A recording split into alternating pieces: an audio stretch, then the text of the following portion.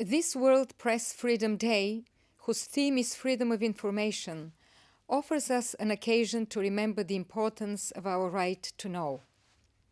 Freedom of information is the principle that organizations and governments have a duty to share or provide ready access to information they hold to anyone who wants it, based on the public's right to be informed.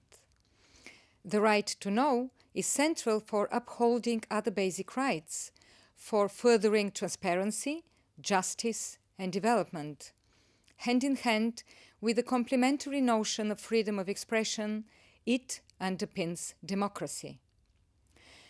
We may not consciously exercise our right to know, but each time we pick up a newspaper, turn on the TV or radio news, or go on to the internet, the quality of what we see or hear depends on these media having access to accurate and up-to-date information. Obstacles in the way of our right to know take many forms, from a lack of resources and inadequate infrastructure to deliberate obstruction. Far too many journalists exercise their profession in an environment where restrictions on information are the norm, where dealing with pressure, harassment, intimidation, or even physical assault are all in a day's work. Last year, UNESCO condemned the killing of 77 journalists. For the most part, these were not war casualties, but local reporters covering local stories.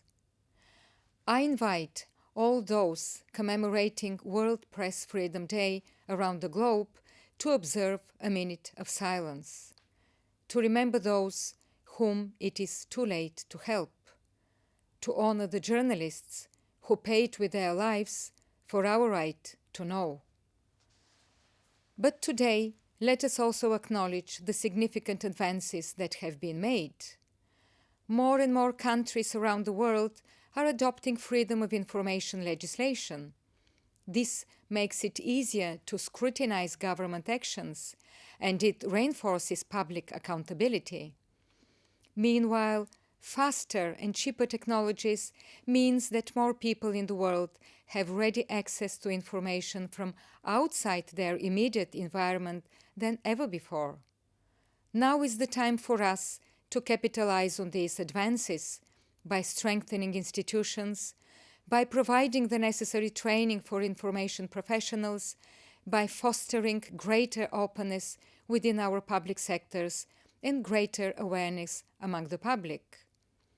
I call on governments, civil society, the news media, and individuals everywhere to join forces with UNESCO in promoting freedom of information all over the world.